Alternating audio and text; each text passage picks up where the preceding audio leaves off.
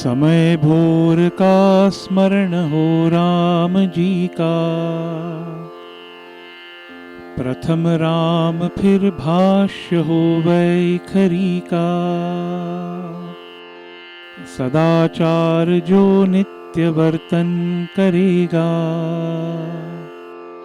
वही सकल लोगों में सत्कीर्त होगा।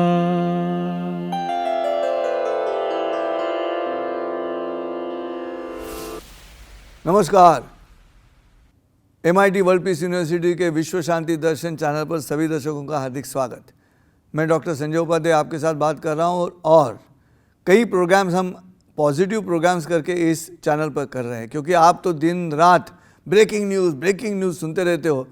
कभी तो मन में तसल्ली होनी चाहिए। उस तसल्ली पाने के लिए हमने विश्व शांति दर्शन पे पॉजिटिव न्यूज़, सकारात्मक जो भी घटनाएं हैं, कार्यक्रम है, वो पेश करने का हमने तय किया है। इसमें से एक कार्यक्रम ये भी है जिसका शीर्षक है मन के श्लोक। शायद जो लोग सुनने वाले महाराष्ट्र के हैं, मराठी बोलने वाले, उनको शायद मालूम होगा समर्थ रामदास जी ने जो किताब लिखी है मन के बारे में, उसका शीर्षक है मनाचे श्लोक। तो उसका हिंदी रूपांतर मैं कर रहा हूँ और वह हिंदी रूपांतर मैं स्टूडेंट के सामने पेश कर रहा हूँ, इसलिए कि आज जो शिक्षा प्रणाली चल रही है उसमें मन का स्वास्थ्य सिखाने वाला कोई टॉपिक नहीं है। और इसलिए आज मैं तीसरा एपिसोड है मन के श्लोक का। पहले दो आप देख चुके हो, अब तीसरा एपिसोड मेरे ये जो विद्यार्थी मित्र यहाँ बैठे हैं उनके साथ में बात करूँगा। नमस्कार। पहले दो श्लोक मैं पढ़ के दिखाता हूँ और फिर तीसरे श्लोक पे हम जाएंगे। समर्थ रामदास जी के मन के श्लोक। पहले जो दो श्लोक हैं, गणाधीश जो ईश सारे गुणों का, मूलारंभ आरंभ जो निर्गुणों का, नमो मूल चत्वारी पद शारदा का, चले पंथ आनंद उस राम जी का, चलो भक्ति पथ पर मन सज्जनो तुम, तभी श्री हरि पा सकोगे वही तुम, सभी छोड़ जो ना पसंद लोक मत को, करो वो सदा मान्य हो लोक मन को। और आज का श्लोक है, समय भोर का स्मरण हो राम जी का, प्रथम राम फिर भाष्य हो वैखरी का, सदाचार जो नित्य वर्तन करेगा, वही सकल लोगों में सत्कीर्त होगा। ये तीसरा श्लोक है। पहले दो श्लोक में मैंने कहा वैसे पहले गणपति का ध्यान किया है, सरस्वती को वंदन किया है।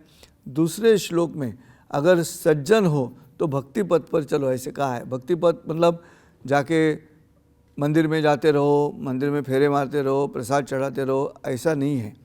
समर्थ रामदास जी का ये कहना है कि ज़िंदगी में एक जगह ऐसी होनी चाहिए जहाँ पे आपको आपका मत नहीं है। पिछले एपिसोड में मैंने ये एक्सप्लेन किया है, फिर एक बार बोलता हूँ, दोहराता हूँ कि मुझे मेरा वोट नहीं है, मुझे मेरा मत नहीं है। ऐसी एक जगह होनी चाहिए ज़िंदगी में।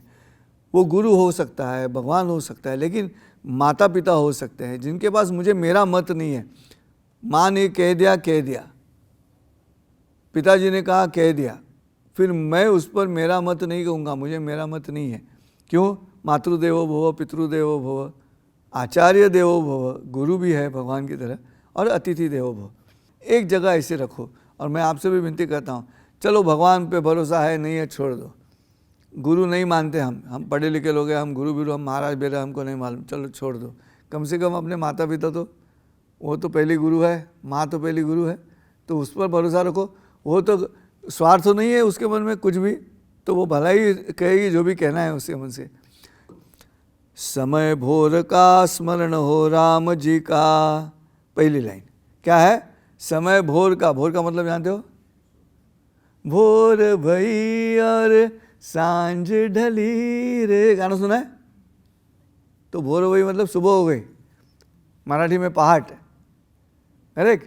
तो जब जाग उठते हो सुबह, वो समय है, वो भोर का समय है। तो समय भोर का किसका स्मरण करना चाहिए? स्मरण हो राम जी का। राम, श्री राम का स्मरण क्यों होना चाहिए? वो आदर्श था, मर्यादा पुरुषोत्तम था, और र और म से तैयार हुआ राम है, जो अक्षरों के ऊपर आता है। रफार के माध्यम से र ऊपर आता है, अनुसार के माध्यम से म ऊपर आता है। उस रम के पेट में जो पैदा हुआ वो राम है, वो भगवान है। भारतीय संस्कृति जो है, वो संस्कृति लोगों को कहनी है दुनिया में जाके तो क्या कहेंगे, राम कृष्ण हरि। ये राम और कृष्ण ये दो नाम हैं जिस नामों से भारतीय संस्कृति पहचानी जाती है।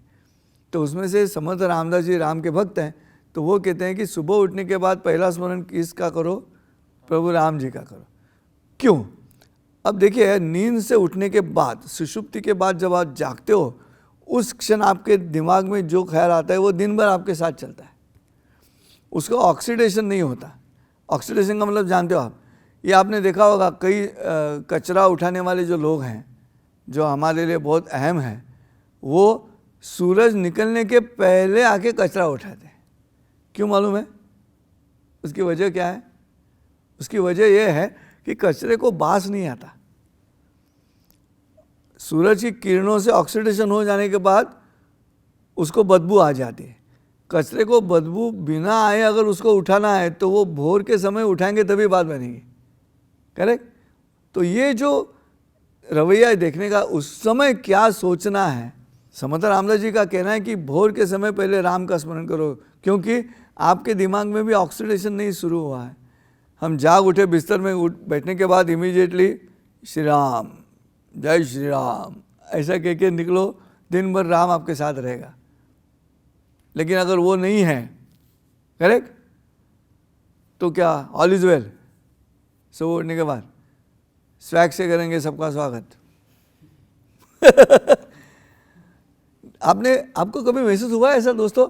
आप चल रहे हो कहीं पान की टपरी पे, कहीं गाना बज रहा है, चलो एक बार फिर से अजनबी बन जाए हम, ऐसा गाना सुनते दिन भर हम वही गुनगुनाते रहते हैं। कहीं से सबकॉन्शियस माइंड पे वो आ गया, और जब सबकॉन्शियस माइंड पे आ गया तो कॉन्शियस माइंड भी उसके साथ में रहता है। अनकॉन्शियस का तो सवाल नहीं। आप जाग उठे हो सुबह भोर के समय, सूरज अभी तक निकला नहीं है, उस समय जो विचार मन में आएगा वो दिन भर साथ में रहेगा। इसलिए समर्थ राम, इट्स एनाटॉमिकल प्रोग्रेस है ना। ऐसा नहीं है कि समर्थ रामदास जी कह रहे हैं, राम के बारे में कह रहे हैं, मतलब ये भक्ति मार्ग का नहीं, इट्स अ साइंस। पूरा भारतीय तत्वज्ञान, पूरा हिंदुस्तान में जो भी लिखा हुआ है संतों ने, उसके पीछे साइंस है। और साइंस समझने की कोशिश करो। हमारे एजुकेशन में इस तरह से अभिमान तैयार करने का रवैया लिया नहीं, इसलिए प्रॉब्लम है। ये सिस्टम नहीं है हमारे यहाँ पे जो हम MIT में शुरू कर रहे हैं। MIT में 1983 से डॉक्टर विश्वनाथ कराड़ जो संस्थापक है इस MIT के, वो बार बार यही कोशिश कर रहे हैं कि आपके मन में राष्ट्र का प्यार तैयार हो। वो सिर्फ क्रिकेट में नहीं होना चाहिए, इंडिया इंडिया करके। ये भारत है। अंग्रेज़ों के इन्फ्लुएंस में कितने दिन रहोगे तुम लोग? बाहर आ जाओ उसमें। और ये बाहर जाने का मार्ग एक है, तो पहले राम का चिंतन करो। समय भोर का स्मरण हो राम जी का। फिर क्या कह रहे हैं वो दूसरी लाइन, प्रथम राम फिर भाष्य हो वैखरी का। अब ये वैखरी क्या है हमें मालूम नहीं है, मैं बोलता हूँ। अपने गले में होठों से लेकर यहाँ तक ये जो रास्ता है, इस मार्ग पर 4 तरह की वाणियाँ हैं, 4 वाणी हैं। एक वाणी जो मैं अभी बात कर रहा हूँ उसको वैखरी बोलते हैं, वो यहीं पे रहती है मुख पे। उसके बाद में जो है वो है मध्यमा, जो हम अकेले गाना गुनगुनाते हैं ना, जगह बदल गई देखो, ये जो बोल रहा हूँ, और न आपको ऑडियो से मालूम पड़ेगा जगह बदल गई वो, है ना। फिर तीसरी है, उसको कहते हैं पश्यंती, जब भगवान का नाम लिया जाता है, श्री राम जय राम जय जय राम, श्री राम जय राम जय जय राम, ये तीसरी वो है उसको पश्यंती। और फिर जब अंतर्नाद आ जाएगा ध्यान लगाने के बाद समाधि की स्थिति पे, उसे कहा है परावाणी, करेक्ट। ये 4 वाणी है। उसमें से समर्थ रामदास जी कहते हैं कि पहले राम को फिर वैखरी, मतलब फिर बात करो किसी के साथ। घर में उठने के बाद चाय तैयार है क्या ऐसे पूछते हैं, सो उठने के बाद। उसके पहले राम को, फिर बात बनती है। और परा का मतलब क्या है? परा और अपरा, ऐसे 2 सृष्टियाँ हैं। साइंटिफिक चल रहा है, बिल्कुल साइंटिफिक है। सिर्फ हम लोगों ने अंग्रेजी में लोगों के सामने रखा नहीं, इसलिए पागलपन है हमारा। ऐसे टाई भी पहन के अगर आप ये बात करो, देखो कितने मशहूर हो जाओगे आप। परा और अपरा ऐसे 2 सृष्टि है। उसमें से आज जो हम जी रहे हैं उस सृष्टि का नाम है अपरा। अपरा का मतलब ये, आप सपना देखते हो नींद में? आप लोग देखते हो ना? करेक्ट। अभी नींद में जब आप सपना देखते हो तो नींद में जो आप हो वो तो सच रहते हैं, तभी तो आपको लगता है कि मैं ही हूँ करके, खुद वहाँ पर अस्तित्व वहाँ का जो है। और फिर जाग उठते हो तो मालूम होता है कि वो सपना था। करेक्ट। अब भी फिलहाल इस हॉल में आप बैठे हो, आपको लग रहा है कि मैं हूँ, आप हो, ऐसे लग रहा है ना अभी। फिर ये भी सपना हो सकता है, बहुत बड़ा ड्यूरेशन वाला सपना हो सकता है। उससे भी एक स्थिति और है, जागरूकता अवस्था है, और वो है परा। समझ रहे? ये अपरा माया रहे अचेतन, परा प्रकृति मानस चेतन, ज्ञान सुन लो निशंक पार्थ तुम, मेरा आश्रय ले लो और ये ज्ञान सुनो, ऐसा भगवान श्री कृष्ण कहता है। इसलिए ये वैखरी का मतलब क्या है, इसलिए मैंने ये परा का भी इन्फॉर्मेशन आपको दिया, जनरल नॉलेज जाते जाते। लेकिन वैखरी मतलब हम जो बोल रहे हो वैखरी, और वो बोलना मतलब क्या है, आसान मतलब इतना ही है कि दूसरे किसी से जाग उठने के बाद बात करने से पहले श्री राम का नाम ले लो। करेक्ट। सो क्या लिखा है इसमें, समय भोर का स्मरण हो राम जी का, प्रथम राम फिर भाष्य हो वैखरी का, फिर सदाचार जो नित्य वर्तन करेगा। आचरण में क्या चाहिए, सद आचार चाहिए। कौन मालूम होगा लोगों को, कुणाल सियार है या ये सियार है, वो सियार है, ये सदाचार है इसलिए मालूम हुआ है। अगर सदाचार नहीं है, दुराचार है, तो मालूम होगा क्या, वो मालूम होगा लेकिन उसे बदनाम कहते हैं, उसे नाम नहीं कहते। लेकिन आज इतने बेशर्म हो चुके हैं लोग कि कहते हैं बदनामी सही लेकिन नाम तो होगा ऐसे कहने वाले लोग हैं जो पैसे के फ्रॉड करते हैं। आजकल देखो टीवी सीरियल और नेटफ्लिक्स वगैरह में जो गालियाँ देते हैं धड़ाधड़ सीरियल्स में, वो मालूम रहता है ना, ध्यान में रहता है ना। आप करके देखो, श्री राम जय जय राम, ऐसे जाके देखो रास्ते पे गुनगुनाते, कोई नहीं देखेगा। करेक्ट। और जरा ऊपर का बटन खोलो, एक शर्ट थोड़ा बाहर निकालो, अबे हैं, ऐसे सुनो, लगे सर क्या हुआ, सब देखने लगते हैं। जो दुराचार है उसकी तरफ अट्रैक्शन ज़्यादा है, लेकिन वो सत्कीर्त नहीं होगा। समर्थ रामदास जी आखिरी लाइन में कहते हैं कि जो सत्कीर्त होना है वही सकल लोगों में सत्कीर्त होगा। कौन, सदाचार जो नित्य वर्तन करेगा। तो आपके आचरण में सदा अच्छा वर्तन हो तो ही आप सत्कीर्त हो सकते हो, नहीं तो नहीं हो सकते। तो ये पर्सनालिटी डेवलपमेंट का कोर्स है, मन के श्लोक है। जो आप वर्तन करते हो उसमें मालूम होना चाहिए। आपको मालूम है किसी के सुट्टा नहीं पीना है, सुट्टा दुराचार है, लेकिन फैशन, करेक्ट, कैंपस में नहीं मिलता तो बाहर जाके पीते हैं। लेकिन क्या हुआ है, गलत फहमी हम लोगों का ऐसी हुई कि ये दुराचार ही प्रतिष्ठा का मार्ग है, स्टेटस सिंबल हो चुका है। वो सिंपल है, 4 ही लाइना है, लेकिन राम का स्मरण करो पहले दिन भर, अच्छा भगवान का नाम लेने से कुछ फर्क नहीं पड़ता। जय श्री राम ऐसे करके उठो। हमारे संस्कृति में तो ऐसा है कि पाँव जमीन को लगाने के पहले पृथ्वी को नमस्कार करो, ऐसे कहा गया है। क्यों? वो बेचारी पृथ्वी, आप तेज वायु आकाश में एक पंचमहाभूत है, वो भी भगवान है, और मैं सुबह उठ को उसको लात मार रहा हूँ, उसको पाँव लगा रहा हूँ, इसलिए उसको लगाने के पहले पाँव मैं नमस्कार करता हूँ और फिर पाँव रखता हूँ। ऐसी संस्कृति कहाँ मिलेगी? नहीं मिलेगी ऐसी संस्कृति। और वो संस्कृति समझने के लिए उस राम की आवश्यकता है, वो संयम की आवश्यकता है। राम के पास क्या है? संयम है। राम के पास क्या है? शुरत्व है। राम के पास क्या है? कर्तृत्व है। राम के पास क्या है? विचार है, समाज का विचार है, समाज का विचार है। अगर डाउट भी है तो वो राजा मान्य नहीं करता। ऐसा राजा और कहीं नहीं मिलेगा आपको, प्रभु रामचंद्र जैसा। कि हिंदुस्तान के बाहर का कोई शायर कहता है, there is hardly any aspect of nature which has remained away out of thought and perception of the Urdu poets, but still we do not find in Urdu any Kalidas. ये हिंदुस्तान के लोग नहीं करें, बाहर के लोग करें। तो हिंदुस्तान के लोगों को वो स्वाभिमान तो होना चाहिए। इसलिए यहीं पे रुकता हूँ। ये जो श्लोक है तो कम से कम इसकी शुरुआत कहाँ से होती है? ये 2 शब्दों से होती है। चलो, मनपूर्वक धन्यवाद, आपने यहाँ तक मेरी बात सुनी, आपको पसंद आई होगी ऐसे समझता हूँ। लेकिन तीसरा एपिसोड का जहाँ तक निरूपण का सवाल है, मैं यही रुकता हूँ। इसके बाद आपके मन में जो भी सवाल तैयार हो गए होंगे मुझे पूछ लो, ठीक है? धन्यवाद। धन्यवाद। अब सवाल सर बोलो, क्या नाम है आपका? सर नमस्कार, मी उत्कर्ष मोरे. उत्कर्ष मोरे, बोलो उत्कर्ष. सर तुम्ही जे बोलले की देवाचं नाव सकाळी घेतलं पाहिजे, हो. म्हणजे पहाटेचं घेतलं पाहिजे, तर त्याच्या मागे काही सायंटिफिक रिझन्स? हाँ, शास्त्रीय कारण इसके पीछे ये है कि आपने शरीर का जो जी पूरी रचना है शरीर की, उसमें जैसे आप शब्द बोलते हो उसका रिएक्शन अंदर की तरफ जाता है, रिस्पॉन्स. जैसे आप राइफल से अगर गोली मारते हो तो राइफल का जो पिछला हिस्सा है लकड़े वाला वो तुम्हारे कंधे पे, जैसे गोली आगे निकल जाती है और कंधा पीछे आता है, वो दस्ता जैसे पीछे लगता है तुम्हारे कंधे को, वैसे ही उच्चारण का भी है. उच्चारण अगर भगवान का नाम लेते हो आप तो र और म के उच्चारण के माध्यम से आपके शरीर के अंदर जो उल्टे वाइब्रेशंस जाते हैं उस वाइब्रेशंस में भी साइंस है जो आपके मन को शांत करते हैं. अगर अशांत है मन किसी भी कारण तो उस समय राम का नाम लेके रखो और र और म का जो ध्वनि है उसको मंत्र बोलते हैं. व्हाट इज़ मंत्र? त्र का मतलब क्या है?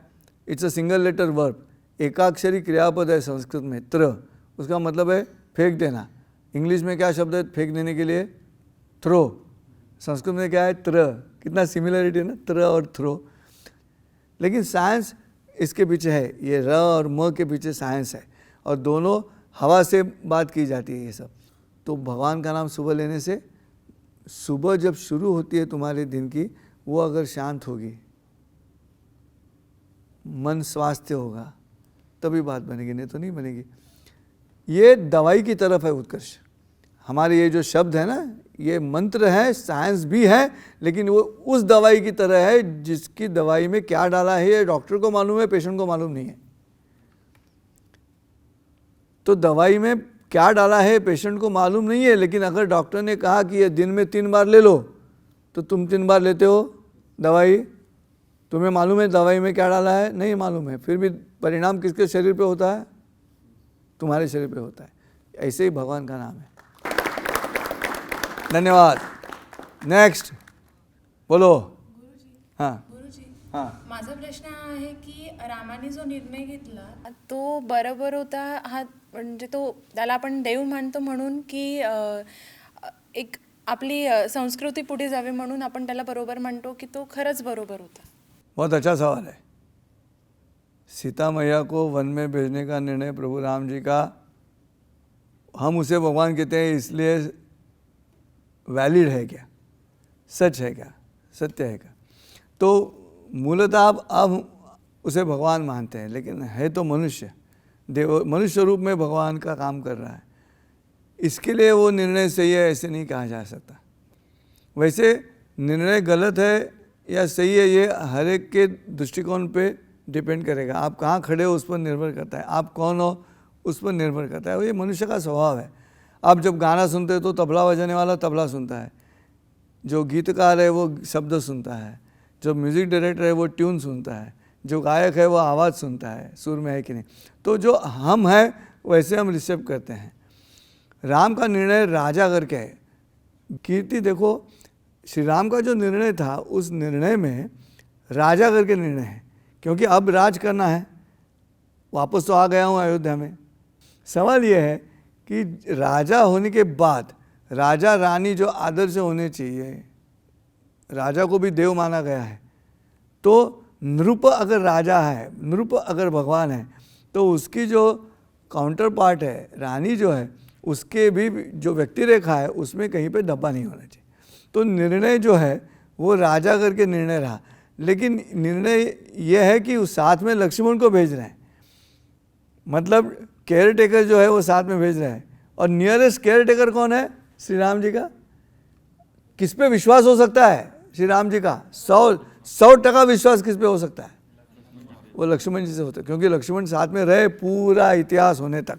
राज्य से दूर इसलिए जाओ, जब तक गांव में और राज्य में चले ये जो रूमर है या चर्चा चल रही है वो जब तक क्षमती नहीं है, जब तक ये महसूस नहीं होता कि रानी के इतिहास में, रानी के व्यक्तिरेखा में कोई दोष है, ये जब शांत हो जाएगा तो वापस लाना है. लेकिन तब तक के लिए ये राजा का निर्णय है, ये भगवान का निर्णय है इसलिए सच है, ऐसे हम नहीं कहते उसको। हम कहते हैं प्रभु राम जी का निर्णय है करके, लेकिन प्रभु राम जी के निर्णय के बजाय मैं कहता हूँ वो राजा राम जी का निर्णय रहा। और इसलिए अभी आप जैसे सवाल पूछा, आपने उस निर्णय की तरफ कैसे देखा, वैसे हमारे महाराष्ट्र के कई औरतें हैं, अनपढ़ औरतें हैं, जो सुबह अनाज लेके बैठती हैं और ये घरोटा चलाती है, तो क्या कहते हैं उसमें बैठ के, वो राम का गुस्सा है उनको, और उस औरत को वो कहती है, राम म्हणू राम नाही सीतेच्या तोलाचा, हिरकनी सीता माई राम हलक्या दिलाचा। ये हिम्मत है अनपढ़ औरत के अभिव्यक्ति स्वातंत्र में, फ्रीडम ऑफ एक्सप्रेशन, उसमें ये हिम्मत है कि प्रभु राम जो भगवान है उनको भी हल्का दिलाचा, ऐसे वो कह सकते हैं। दिल के हल्के हैं क्योंकि अपने पत्नी को उन्होंने दूर भेजा इसलिए, लेकिन निर्णय राजा का है और राजा का निर्णय है इसलिए वो सही है। समझ रहे हो? चलो पढ़ाई करो, संपर्क करो मुझसे। खूब खूब धन्यवाद आप सबको, खूब धन्यवाद आपने यहाँ तक मेरी बात सुनी, शांति से सुनी, सवाल भी पूछे। तो आज 2 सवालों पे हम रुकते हैं। तो चलो बहुत बहुत धन्यवाद आप सभी दोस्तों का, और जिन्होंने सवाल पूछा उनका भी धन्यवाद। ऐसा लगता है कि मैंने सही जवाब दिया आप लोगों को और आप खुश हो। और फिर मिलते हैं अगले एपिसोड में, तब तक के लिए धन्यवाद।